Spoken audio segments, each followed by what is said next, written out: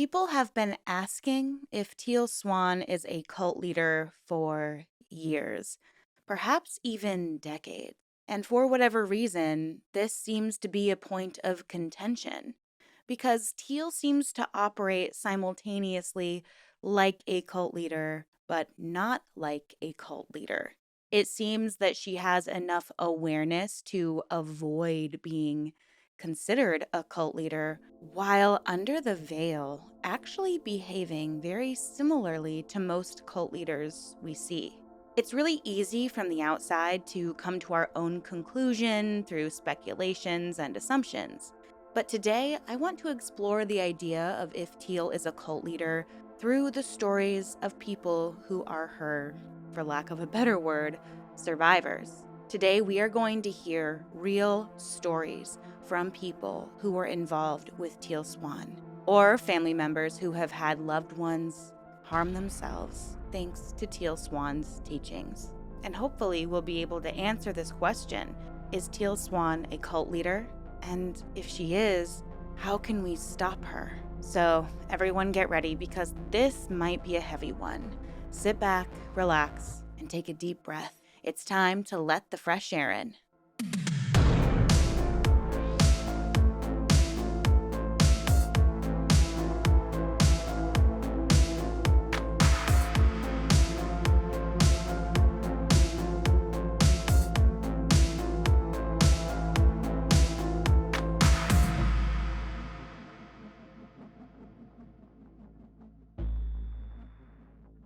Hi, everyone. Welcome back, or welcome if you're brand new. My name is Erin, and I am fascinated by all things cult, true crime, and unique spiritual practices. If you're interested in stuff like this, I highly recommend you subscribing to the YouTube channel and tuning in to our uncensored podcast every Thursday to hear a cult deep dive or a cult series. Now, today is what might be the final installment for now on my Teal Swan series. This is the fourth episode. I have three previous ones, so if you haven't heard those, I highly recommend you start from the beginning and move your way through this one. I'm once again going to share a verbal disclaimer for those listening on Spotify, especially considering Spotify is going to be uncensored. This piece is for entertainment purposes only. It is not meant to malign anyone from any person, organization, belief system, entity, or otherwise. It is a collection of a lot of my opinions that have been researched online and within literature, but I highly recommend that you do all of your own research. I am sharing all of this information to the best of my ability and of my own perception and understanding. So if there is anything that I got wrong or miscommunicated or misunderstood, please feel free to let me know. I am not a psychologist. I am not diagnosing anyone here. I'm simply sharing observations and connections that I have made based off of a very long time of exploring people who have similar traits to teals. Also, massive, massive trigger warning for this episode. We're going to be talking about unaliving. There's a little of Teal's racism sprinkled in here, which I wasn't aware of until today, and R wording. So if any of these topics are upsetting for you, please take care of yourself.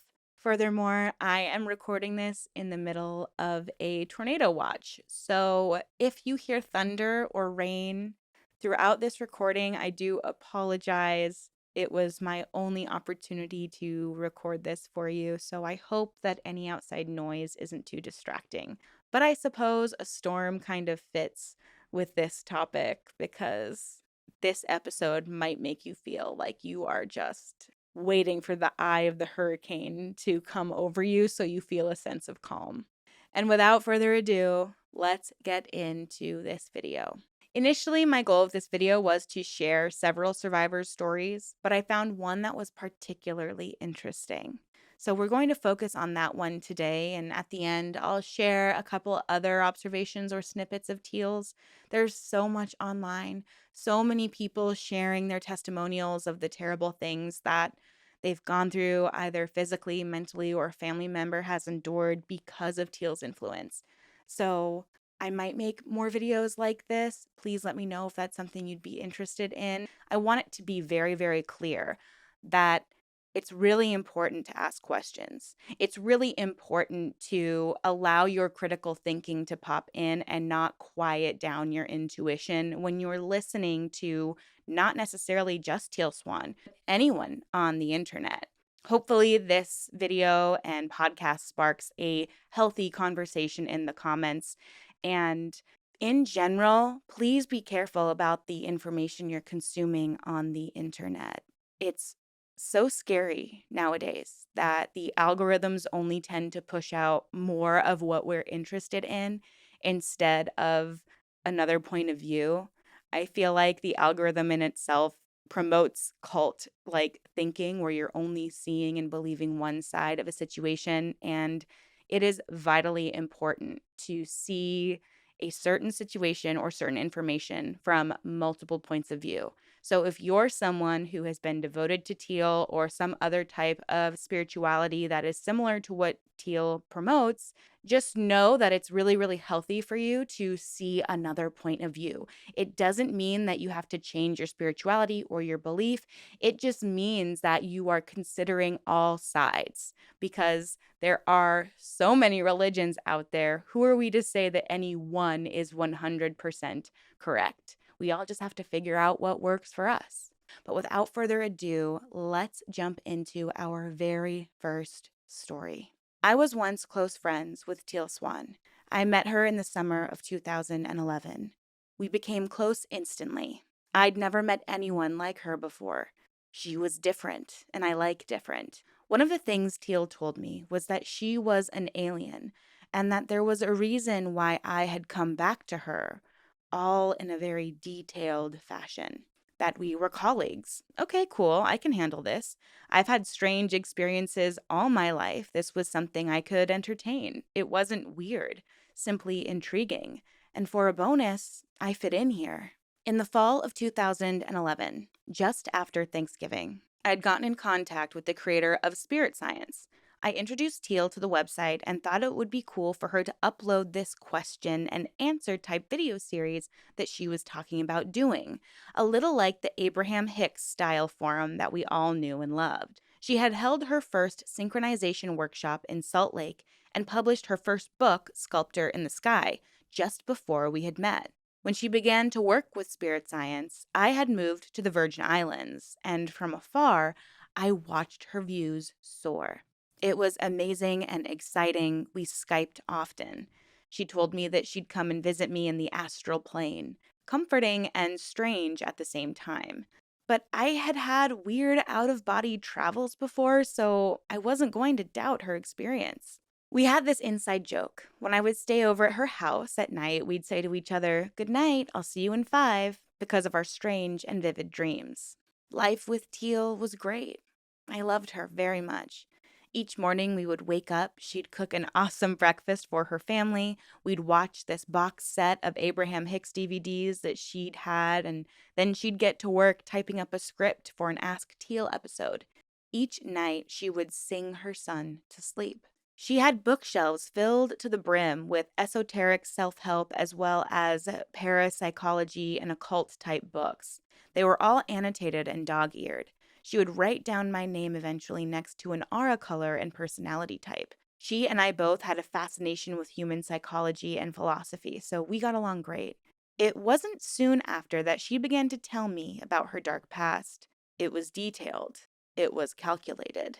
It would have made an amazing novel, and I let her tell it with my mind open to it, even though a lot didn't add up. After all, you never question the victim, right? Right? 2012. It was soon, though, that she was talking about this communal living and this desire for money, fame, and a wealthy lifestyle. She wanted to change the world, and she was born for this. A lot of people want to change the world, and they do so every day. She saw things differently, and people seemed to appreciate it. She wanted to help people. Teal was the most dedicated person I had ever met. I was able to see what Teal was doing from very early on. It didn't take long to notice how every piece of her life is carefully calculated. Her friendships, her interactions, her reasoning behind everything she does, her voice, and every movement. It is designed to draw you in, to captivate you. It didn't bother me at first. I'm a loyal person. Her behavior was just her behavior, whatever. Our friendship took a drastic turn when I began struggling with extreme PTSD after I was R worded by the man I was traveling with. I was experiencing hallucinations, depersonalization, and delusional thoughts. I didn't know who I was anymore. I was lost. I needed to handle it with medication. I have a great deal of respect for the field of psychology and psychiatry. Instead, she wanted me to tell her all about what I was experiencing, which was fine. She was a friend. Friends talk. These strange and vivid thoughts made me feel insane. When I did tell her, she asked if I remembered certain things. If I said yes, that was fine. If I said no, I just couldn't see what she sees, she'd say, "Go into it. What happened next? What happened next?" It began to get twisted. Suddenly, I was feeling like I should be remembering something that never happened. I was told it was valid not to question it. You have seen this too, I'm sure, when she uses the phrase cop out to bully you into believing she knows the ultimate truth about you. If I didn't believe her, she'd get frustrated. I just wanted to hang out and not do all of this deep work. Call me unconscious, I dare you. I began to feel that she was overstepping her boundaries. The absolute apex of my relationship with Teal came when she attempted to make me believe that I grew up in the very satanic cult she was a part of. I knew my childhood, but Teal knew me better than I know myself. I was being driven absolutely mad. I loved her so much, but we both had these butting head type of differences, disagreements that I found increasingly harmful to my psyche. Funny thing about Teal is that she will tell you, from universal perspective, it's all valid. It all needs to be dissected. It is your repressed memories. Repressed memories in general are a very controversial topic in the field of psychology. It is much more likely that a memory is implanted than to be repressed. We both kind of had to back away from another if we were going to make this friendship work. Eventually, Teal gave me the name of her psychologist that she had seen for the last however many years, the one who changed her life, the one who quote unquote specializes in satanic abuse because it is such a massive problem here in the state of Utah. Barbara Snow. I visited her just to see if I could get any answers for myself or for Teal's behavior. It was almost immediate that the leading questions began. I would tell her exactly what was on my mind, and suddenly she would finish my sentences. Safe to say, I got the answers I was looking for. Her methods are very controversial. She believes heavily in the idea of repressed memories.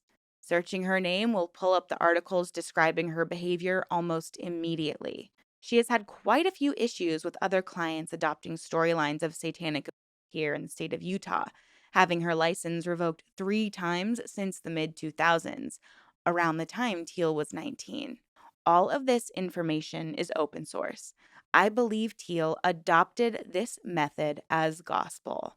And I received a little bit of pushback in my previous video about this and in my second episode of this series, but I had come to the same conclusion that perhaps all of the things Barbara Snow taught Teal at such an impressionable time in her life where she was trying to figure out where she fit in the world, and she just latched on to it.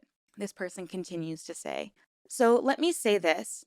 Post traumatic stress disorder is a very serious illness. It should be treated by professionals who have gone through actual university to attain their degree, by professionals who are licensed by the state. Psychology is not to be taken lightly. It isn't a game." Later on, Teal came up with excuses as to why I could not be trusted. This excuse involved the cult that we were supposedly a part of.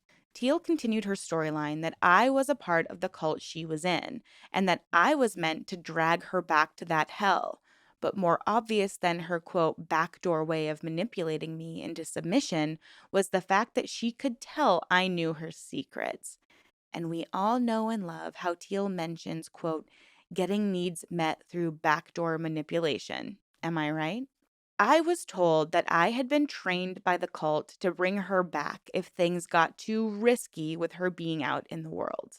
I was told that I would either leave and be free from the cult or that I would digress. I was told that I was programmed to do exactly what I am doing now, to speak out. And I want to share my point of view on this briefly.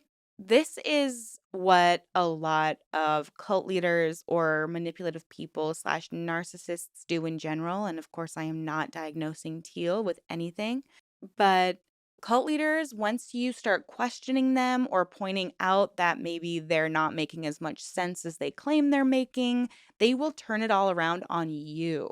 And in this case, Teal is telling this writer that, oh, you were just programmed to basically be my opposition and you're trying to ruin me. And I'm not the problem. You're the problem because I've spent years healing myself and figuring my own stuff out.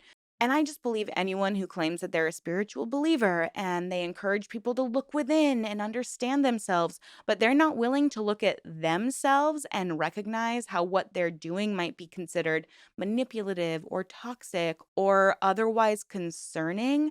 I believe that that is a major red flag. It's a major indicator that you aren't practicing what you're preaching. Because a true leader, a true person who wanted you to be the best version of yourself would always want to be the best version of themselves. And that means sometimes that you have to change the way you're currently operating. But Teal thinks she is doing everything 100% correct. And instead of defending herself and sharing why she thinks that way, she is going to attack, attack, attack. And I would argue that perhaps this is a way to defend herself. I'm not the one who's wrong. You're the one who's trying to come at me. And this is a tactic we see with every single cult leader that we've ever covered on this channel, and I'm sure others that you are aware of. They're always going to attack. The accountability factor that she's expecting all of her followers to have is simply not present. And if we consider the law of attraction ideology that she really loves to talk about, then she would be attracting these questions to her, wouldn't she be?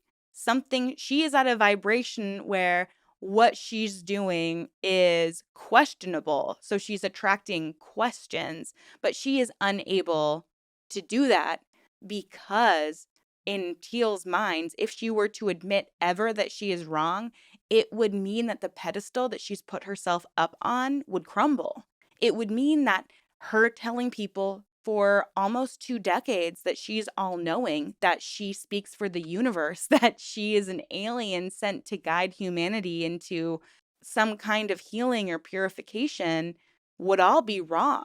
So nothing Teal says can be wrong because that would mean everything she's built herself up to be would have to crumble. There's a tactic or reaction that a lot of narcissists or manipulative people in general like to use called DARVO. DARVO. This stands for deny, attack, reverse victim offender. And this is the step by step tactic that a lot of these manipulators use in order to protect themselves. So, first, they're going to deny the allegation, and then they're going to come up with a reason why you're the bad one. So, in this case, Teal's denying that she's doing anything wrong and is turning it around on the writer. You're the one that's toxic. You're the one that's poisoning the family. And then reverse victim offender. So now Teal becomes the victim instead of the writer because the writer's the one that's been coerced. The writer's the one that's been conditioned to destroy Teal and bring her back to this dark, horrific, abusive place. She's just part of the satanic cult and she wants to take Teal down. And you might see it in cult leaders, you might see it in people who have committed atrocious crimes, you might see it in an ex of yours that was abusive. You might see it in a family member. This is how you're able to identify someone who is never going to be able to see your point of view, to see your perspective. So if you are speaking to someone or maybe trying to politely confront someone about a way that they've made you feel and they use these tactics, deny, attack, reverse victim offender, you're going to exhaust yourself if you even try to communicate with that person. So my advice would be just stop communicating with them. Get them out of your life because it will only go down a dangerous road. I apologize for that tangent. I thought it would be a valuable piece of information for everybody. We'll get back into this story now. The truth is, if you are building a world upon lies, you will absolutely be paranoid of being found out. You won't trust anyone, and you can easily train the vulnerable ones to hold two congruent truths at once without them even knowing it's happening. It doesn't take a psychic to know that someone is a danger to the empire you create with the lies. Teal is a fascinating character. She would make a brilliant writer if the work were fiction instead of something that she is trying to pass off as real. There are many lives at stake here, including all of yours. Teal doesn't understand the human psyche. She has no place to give herself authority over others. She may understand her own psychology, but her psychology is skewed by a heightened sense of herself. Teal has studied various cult leaders down to a T. She relates to them not because she is smart and cunning, but because she only has the capacity to think exactly as they do. Though she was never inducted into one herself, she is using the tactics that she has learned through various measures of psychology. The man that she created Doc to be is really just aspects of her that she channels into this character in order to embellish a backstory. This Doc character is based off of a man that Teal knew growing up. Again, it isn't politically correct to question the victim. She learned that early on. It is part of the reason she has so many followers with dejected souls. She says that everyone is looking for a place to belong because of an unmet need, when the truth is, some of us are just fine on our own.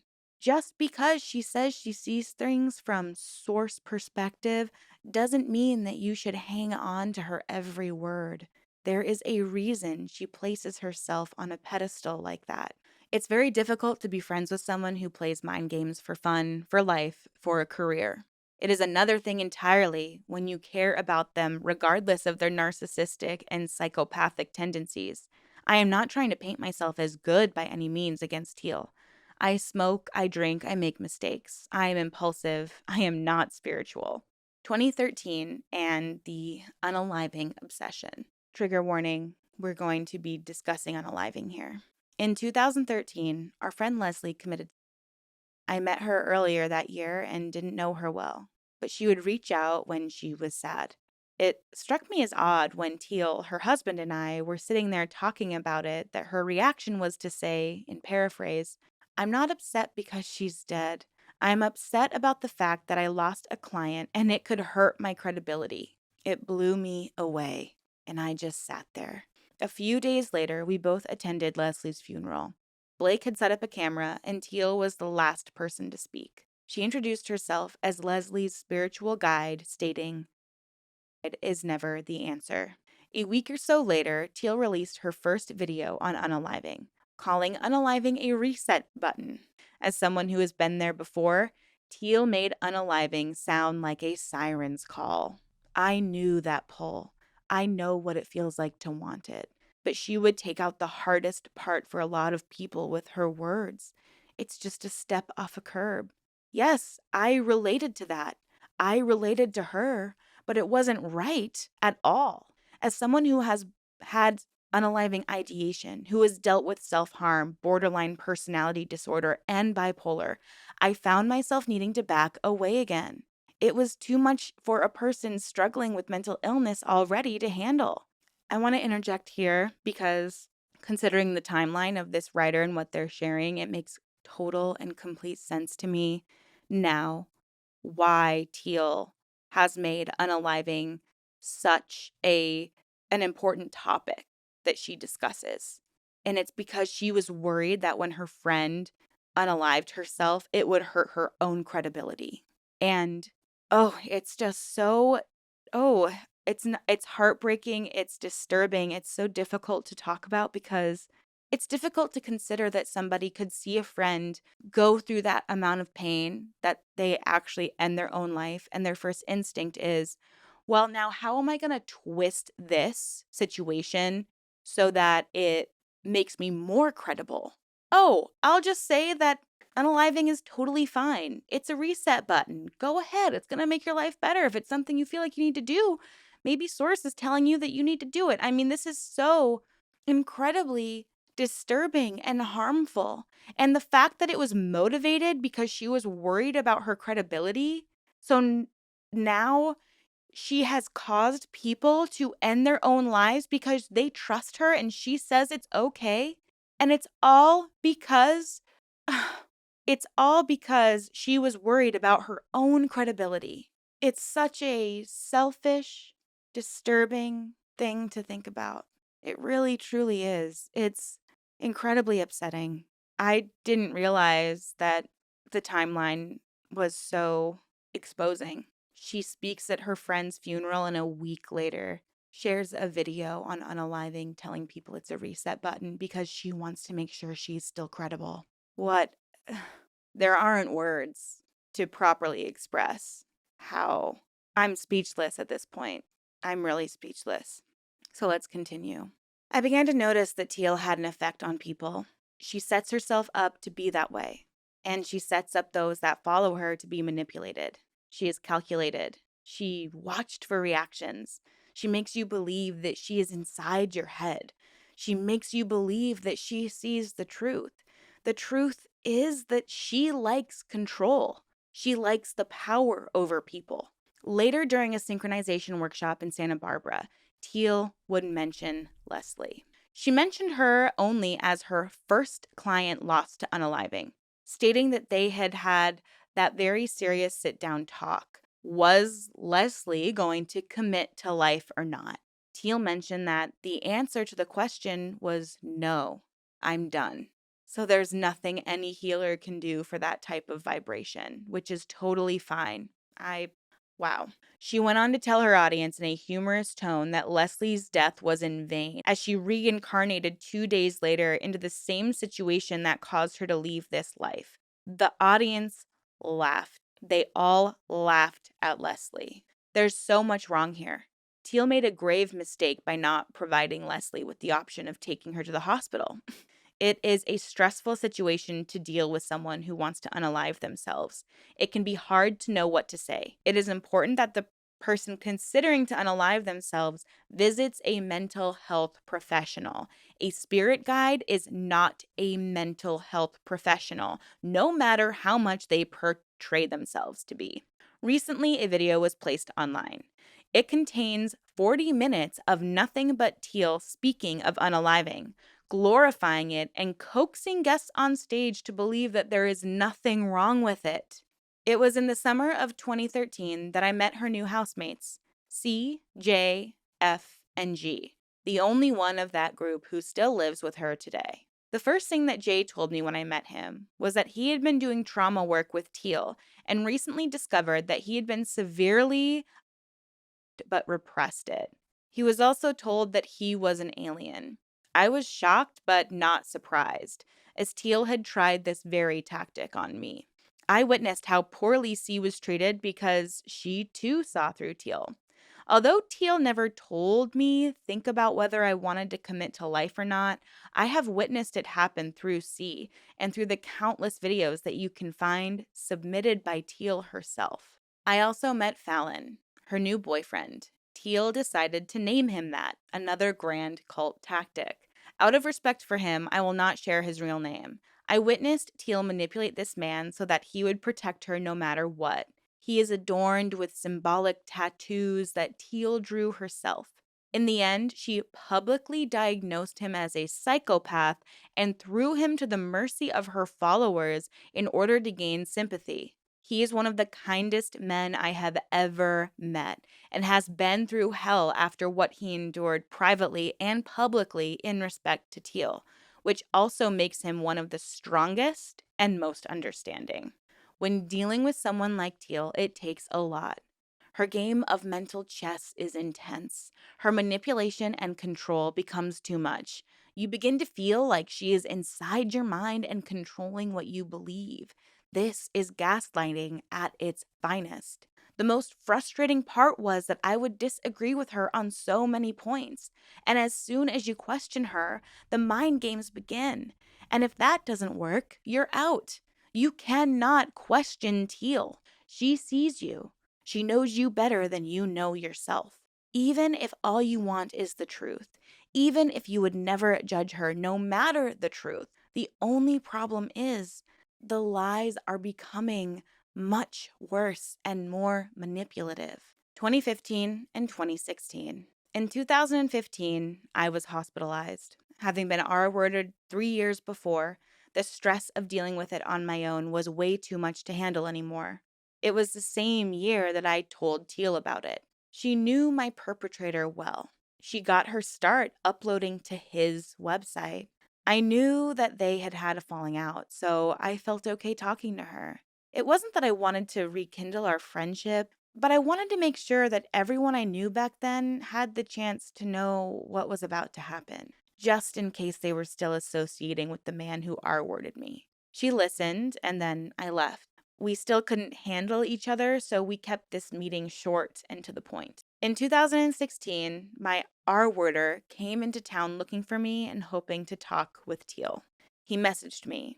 I didn't say a word back. I received a message from Teal stating that he was in town and that she was letting me know that he might try to talk to me. I told her he already tried. She told me that he had called the police. I was grateful that she had my back in this, despite us not being close anymore. A little later that year, I found out that my R-worder was publicizing her work, as in Teal's. The more I looked into it, the more I had realized that Teal had been publishing her work on spirit science again since the winter, when she had told me that she called the police on him. After a little more digging, I found out that Blake had set up a meeting between my R-worder's organization and Teal's organization. I was understandably livid. Why was this person working directly with my R worder after everything I told her in confidence, after supposedly enduring the same type of self? I decided to confront her about it. I messaged her and asked her why. Why was she working with my R worder? Her response is one that I will never forget. It's business. And besides, I don't believe you were R worded. You have shitty boundaries. Can you imagine your friend and also spiritual leader who claims to have experienced something similar herself to have this kind of reaction to you? What a terrible, not just friend, leader, spiritual guide. How dare she have that type of a reaction? How disgusting. Teal should be utterly ashamed of herself. When asked again, she explained that she needed his quote Alexa rating, which ranked in the hundreds as opposed to her lower rated 100,000, away from being number one. The woman who validates truth attempted to tell me that what happened to me didn't. My R word was an inconvenient truth. Teal Swan, who supposedly experienced R wording and trauma for 13 years, wanted to work with her friend's R worder because he could get her higher ratings, more traffic to her content. She serves one person on this earth, herself. We have seen this tendency time and time again.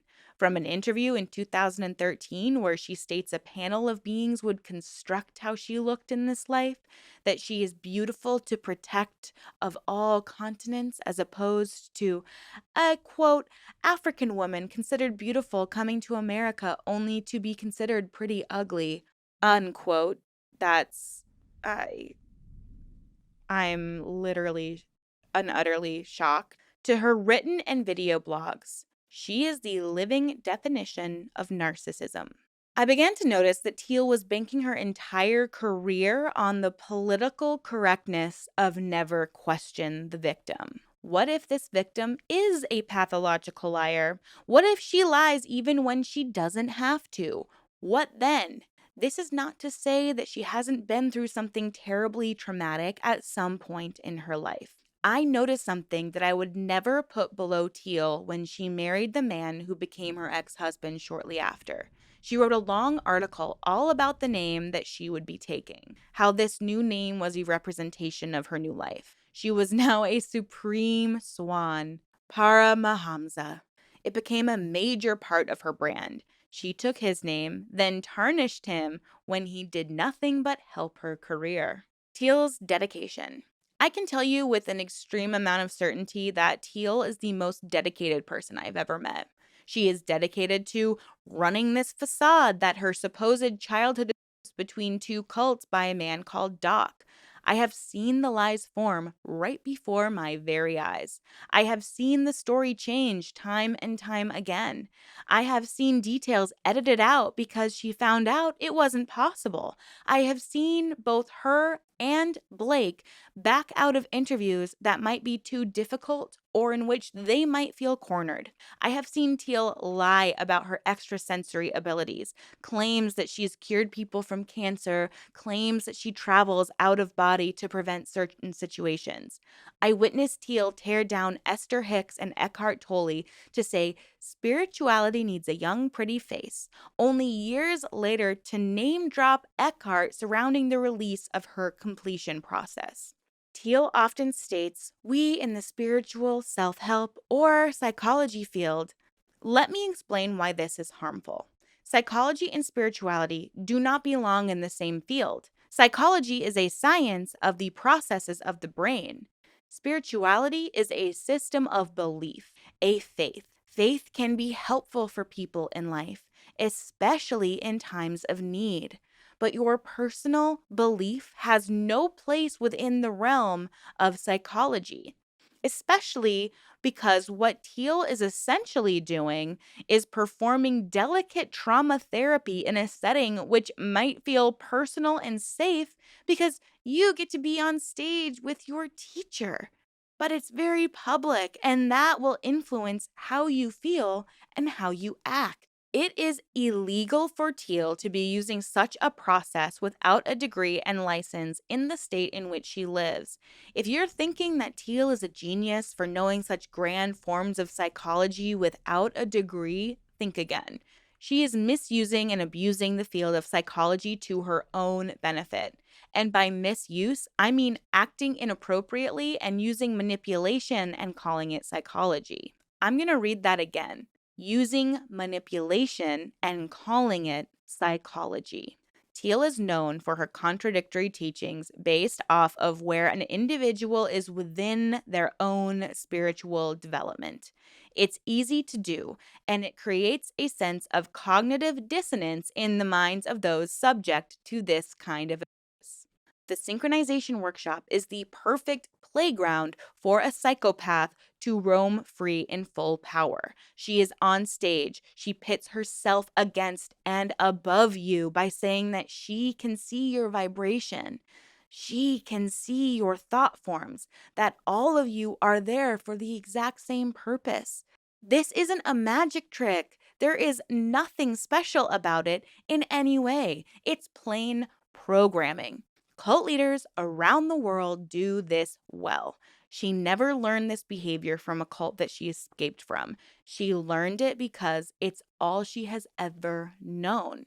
I have watched her story conveniently change and adapt once she faced too much criticism. Last week, and this was written, I believe, in 2017. I have been in touch with Blake off and on these last few months. Each time I have been very open about asking the difficult questions that many are coming to finally ask. The questions that are being overlooked by those that follow Teal blindly. I was able to get through to him after causing enough noise. He wrote me with a simple suggestion of asking Teal, why are we no longer friends? It's a truth that's obvious. I could disrupt this following that she has, this fame that she needs so desperately. We had a civil discussion. I was thrilled when Blake decided he would talk to me, considering I had some majorly difficult questions to ask. Things that, to me, that just didn't add up. Things that a lot of very rational people just can't understand because it's simply not possible. Blake and I agreed that we should talk. I had questions, and he said he still cares about me. I was very much looking forward to this discussion, to finally get somewhere. We agreed to meet in person. We had been friends, and it had been a hell of a long time since the last time I saw him. We agreed on a time and a place for the following day. I was ready to hear his side of the story. Unfortunately, I already knew he wouldn't be able to follow through. It was evident in his reasoning that Teal had warned him not to visit me. He told me he had a scheduling conflict. Of course he did. I knew this would likely be my only chance, so I pleaded with him to meet me. All I wanted was the truth, for him to come clean. After the scheduling conflict cop out wouldn't work, he asked the next question that I knew was inevitable. If you can't fix things with Teal, why bother meeting? I told him that my friendship with him was not dependent on Teal, and Teal and I most likely would never be able to fix what we had because the manipulation was too much. This was personal. I was personally harmed in part by this woman's lies and manipulations. He told me I needed to look at myself first. What good was that going to do? This is all I have done in the last 5 years. He mentioned that if I had anything to say, that Teal was standing there and to do so. So Teal's listening in on this conversation. I wanted to try to get through to Blake, not Teal. I tried once more to get him to come and talk to me. It sucks because I strongly believe that he would have if it weren't for Teal talking him down. I decided to ask my questions anyway, right there instead. Why did A lie about Teal's ex-husband hiring a hitman? Whoa. Why did he also lie about the fact that his ex-wife did the same? Why tell a lie so embellished and dangerous without a shred of evidence to back it up? These types of lies are potentially dangerous to the person they are being told about. It puts them at risk for being attacked. It puts them at risk publicly. To my surprise, he responded by continuing the narrative. He did hire a hitman. After I asked about Jay and lying for Teal in order to promote his insane story that would otherwise not hold any flack, he blocked me. This is their true authenticity movement. I do not believe that Blake would be who he is today without the influence of Teal. Teal met Blake soon after the passing of his brother from a cycling accident at 18. Teal told Blake that she channeled his brother. I am sure it was convincing with him being in such a vulnerable state. He has taken care of her every need ever since. I have seen firsthand how loyal he is to her. So loyal that he wrote the first article ever published about her, claiming to be an award-winning journalist as well as a PhD. I know because the number published was his very own number that I had in my cell phone. Blake's family has a difficult time understanding his relationship to Teal. Blake's own mother feels disdain towards Teal. Followers, Teal tribe, Tealers. As authentic as you may view her, it is all a ploy to gain your sympathy and your empathy.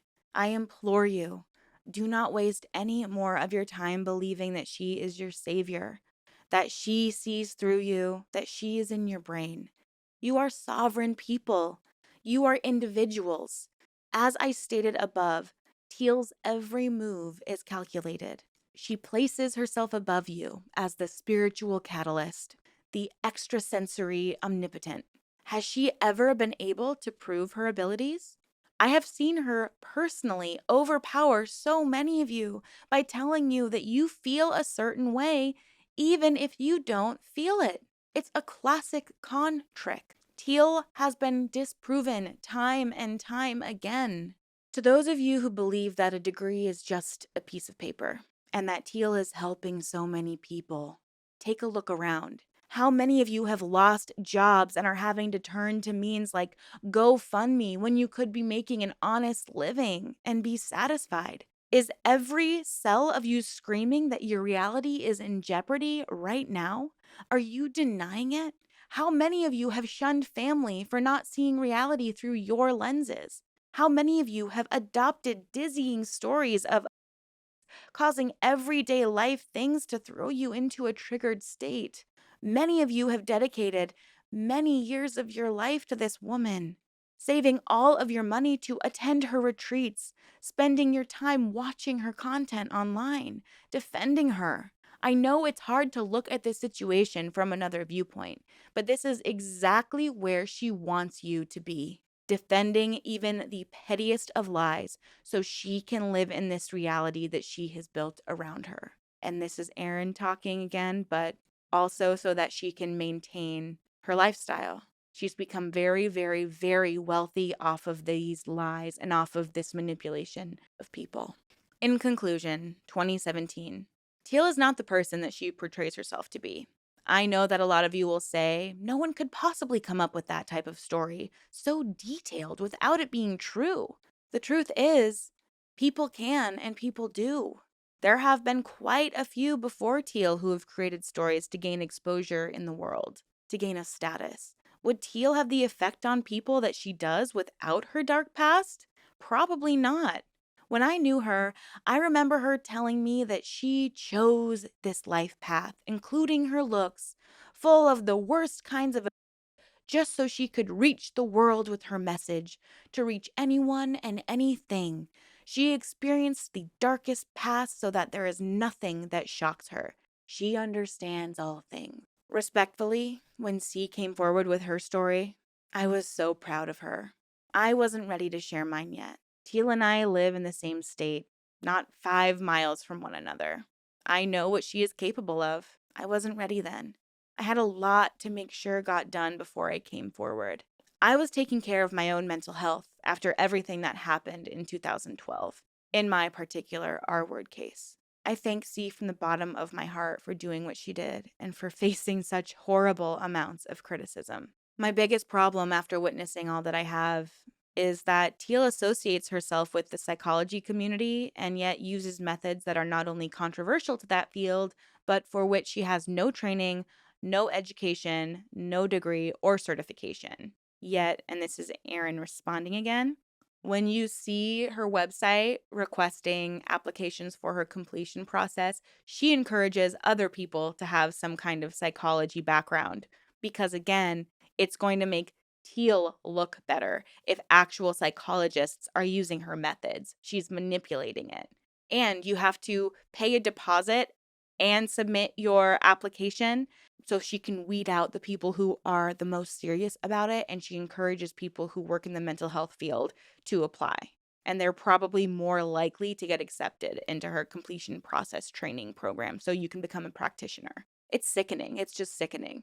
In response to this article, I'm sure Teal will respond more or less carefully than she has in the past, and that's fine. She has absolutely no power over me now, and I am ready to share my story and put this to rest, finally.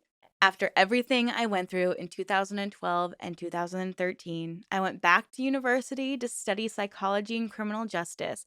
Working towards this degree has been the most rewarding and incredible experience of my life. That makes me so happy. And finally, to those of you who may dismiss me as a jealous hater, obsessing over someone instead of leading my own life, this is such an important cause for me. I witnessed firsthand how troubling it can be to be at the mercy of a true psychopath. That word can be thrown around a lot, and I assure you, this is not one of those times. It's a dizzying maze to return from. I want you to know that I am so glad to be away from the grip of this relationship. I'm thankful every day that I do not have to deal with covering up lies and mistruths every day. I'm thankful not to have thousands of fans, grateful not to have to go to greater and greater lengths to appease my sense of greatness to myself. Teal's life is one of misery and a tangled web of lies. I hope that one day she will receive the help that she needs.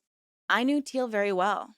Not because I'm some psychic or extrasensory, but because I'm human and I have endured the insanity myself. I stayed silent for a long time, first out of loyalty, but it's gone too far now. Before you dismiss this as non factual, please tell me, is there any factual evidence against this? To see the absolute facts, do your research. This is a cult, and it will only get more and more dangerous the longer you stay. Please be careful. Please take a moment to evaluate your current situation. It can be very difficult to maneuver your way back to reality, but there are many people, including myself, who have found life after this type of. What a beautiful and well written account and story. And I'm so grateful to this author. I will be sharing the link to that particular piece in the pinned comment down below so you can read it on your own. There's lots of other valuable information. There's lots of people commenting to her post and sharing their experiences and their observations. So it's an incredibly valuable resource if you're wanting to dive into Teal a lot more and hear other people's points of view. I do have a few more stories for you. I know that that one was already pretty long. Hopefully the timestamps down below help you navigate this video a little bit easier. But quickly, I want to bring up the idea of Teal being a cult leader. I think that that story opened us up a lot because it's so easy to just say, oh, she's just having seminars. She's not a cult leader of all those millions of people. They're just watching her online. But I think that that's exactly what the Gateway podcast was trying to say with the very title of that show, The Gateway. Maybe all of the people who follow Teal aren't part of her cult, but as people get more and more invested and involved in what Teal is teaching, the more they go to her synchronization workshops, the more they go to her retreats, the closer they get to Teal. And Teal does have a cult aspect to her. She has an inner circle. She has people that are in her complete and total control. She has people that abide by a set of rules that she has set up for them. They're not allowed to have family members. They have to stay and work towards Teal's cause. She controls every aspect of their life. And a lot of people I've seen online have gotten frustrated when people call Teal a cult leader. Even people who are critical of her don't like it when you call her a cult leader. But this kind of reminds me of Bentinho Massaro, where sure, maybe it's harmless to watch certain videos online that some person who claims to be a spiritual guru is saying. But if you're getting to the point where you want to devote your life to whatever cause they have and want to live with them in a commune, that's when it becomes a cult. And social media is a gateway towards a cult and cultic behavior. I've been involved in an online cult. We would meet multiple times a week to talk about similar themes that Teal discusses. And I remember the moment that things clicked on for me, it did feel dizzying. It did feel like I was untangling a web in my mind because even though it had just been online, I'd never met these people in person before. It wasn't about proximity to the physical people.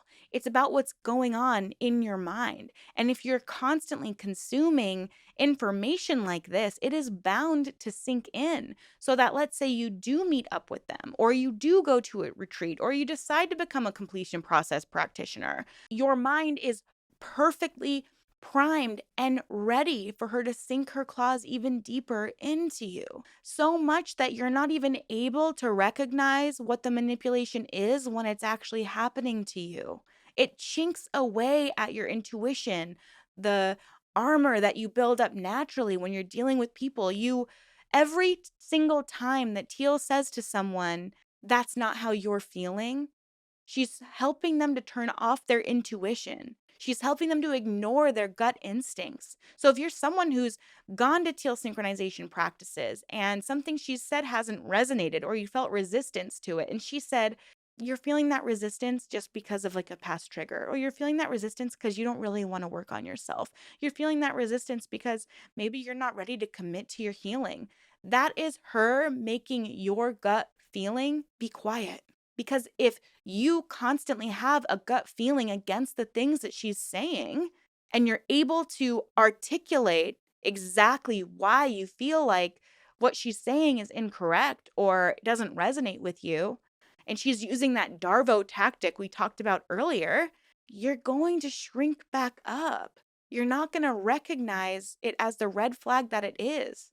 If you've already been listening to Teal or some other online guru for days, weeks, months, maybe even years, and you finally save enough money to go to their retreat, you're already deep in it. So by the time you click with her and she accepts you and she's been your guru, you look up to her for so long, there's this power dynamic at play. You'll do anything for her. You'll give up your job, you'll give up your family, you'll give up your life. You latch onto her. And she latches onto you because that's what she wants, loyal followers. It's those people in that inner circle that we saw in the Hulu docuseries, The Deep End. We saw people push back and we saw how she reacted to people pushing back. We saw the mask start to slip. But within her inner circle, when that happens, it's all of their fault. They're not doing enough for her.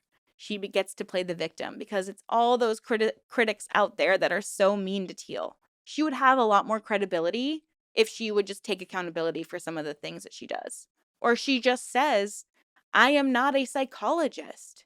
I don't know the answers, but this has helped me. This is why on my channel, I try not to share whatever my spiritual beliefs are because A, they're constantly changing the more I research cults and different religions, but also because I don't want to have an influence on you as a person because it's really, really easy to do that if you have any kind of platform. And although my platform is super tiny right now, maybe in 2 years, someone comes across this video and I do have a larger platform and it makes more sense. Who knows? I just want to encourage people to ask questions and maintain skepticism. It is not healthy to blindly follow any spiritual guru, any religion. Let what resonates resonate with you. But spiritual influencers, they're called influencers because they have influence. There's a lot of research that shows that mental health has deteriorated in young people because of our access to all of these things online. There's misinformation swarming all over the place. There have been people that have told me in comments on these videos that I am misinformed when I am just sharing information that is public to everybody on the internet. This is what a cult leader does. Teal Swan knows what she's doing. She is targeting some of the world's most vulnerable and sad people who just want answers and is saying that she has the answers. She has the answers. That's what cult leaders do. They target people who are vulnerable. She claims to have these extrasensory abilities. She puts herself up on this pedestal. She says she is all-knowing. Once you get into her inner circle, you're adhering to the bite model. Your behavior is controlled. All of your information is controlled. And my suspicion is that the reason why she implants false memories into so many of her followers is because if enough people can isolate themselves from their family and depend solely on Teal, she will have more control over them. It's like isolationism to its extreme because every cult leader encourages their followers to isolate themselves from anyone that has any information that contradicts what the cult leader is saying. So there's information control. You also have thought control, the T in the bite model. Every time you bring up something that doesn't resonate or feels like a red flag, she is going to reframe it. She's going to use DARVO. She's going to attack you and she's going to gaslight you into thinking that it's your fault. So then your thoughts start to change. You're not allowed to think anything negative about Teal because you'll get attacked. And then there's this emotional piece. She needs people to continue being sad so that she can continue manipulating them. She doesn't want to end suffering. She makes money off of people that need help. They're seeking answers. They're looking for help. She is actually exploiting some of the world's most vulnerable people.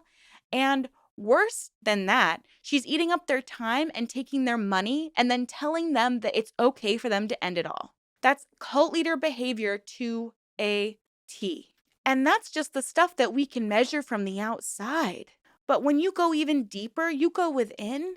We saw in the documentary the amount of control she had and how angry she got when Juliana, Blake's now wife, who thank goodness they escaped Teal's grasp, started questioning her because she hadn't been in it for so long. She was like, I just love this guy, Blake. I just want to be with him.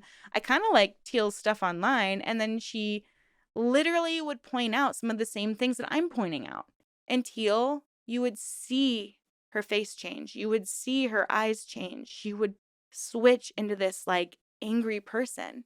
Just because you're the leader of something doesn't mean that nobody else has better ideas than you. Part of being a leader is facilitating collaboration among all of the people that you're leading.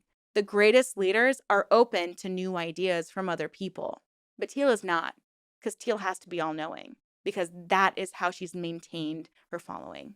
Now, before this video becomes 3 hours long, I've read so many stories on Reddit that I don't necessarily want to share here just because I don't fully have permission to share it. It wasn't posted publicly on a specific blog, but I have seen stories. One woman's cousin, I believe, unalived themselves because of Teal's teachings. I've seen concerned parents talk about their children following Teal. I've seen so many people have to deal with trauma that was inflicted upon them by Teal herself. And what's so scary to me about Teal is I do believe she's a very educated woman. And if what some of the writers today have shared is true, then that means that Teal knows exactly what she's doing. If she's really resonated with other cult leaders and thinks the way that they do. I think that Teal is like many cult leaders before her who have said, "Oh, I'm not a cult. Oh, I'm not a cult." Or has asked the question if they're a cult in a way to try to prove that they're not one, or has tried to explain to their followers what a cult really is. I mean, we've seen this with multiple cult leaders where they try to explain to their followers what a cult is and they skew the facts a little bit to make it seem like they're not actually the cult, or to make it look like we're all in the cult and they're the enlightened ones. Bentinho Massaro, who's been brought up multiple times in this video, he calls himself a cult, but he's given it an acronym as if it's a collection of universally transcending beings or whatever he likes to say. I believe that Teal is doing this in a way as well. She knows how to publicly avoid being considered a cult leader, but privately she does it. And after the Hulu docuseries, I bet she has even more control over her inner circle. I believe it's probably gotten even worse since the docuseries. And I really hope it's difficult because she probably discourages her followers to even Google her name. She probably discourages anyone to seek out any other type of information because that's what all cult leaders do. But hopefully there will be an exposure of her that will really wake some people up. That's all we can hope for. And we can just keep talking about it. Keep talking about it. And this will probably be my last episode of this particular series. However, there are many stories that I couldn't cover here. And I did not anticipate that first story taking as long to get through, but it brought up so many wonderful points. So thank you so much to that writer for sharing your story. There's an interview I really wanted to share with someone who knew Teal very, very well and exposes a lot of what it looked like back in the early days of living with her. It was the person we called C during the first story who finally spoke out, and that prompted our writer to share their story. So I really want to cover some more things regarding this, but it might not be in this same structure. It might be a different video because honestly, if I can be transparent, this has taken a toll on my mental health. I find myself procrastinating on this topic a little bit because it's difficult to process, and it's caused me to have to do a lot of reflection too because there's a lot of spiritual concepts that she talks about that used to resonate with me. So I feel like I'm kind of deprogramming myself in a way through doing all of this research. And it's been difficult for me to get really excited and motivated to keep going on this path. But I also find it really, really important because people need to know.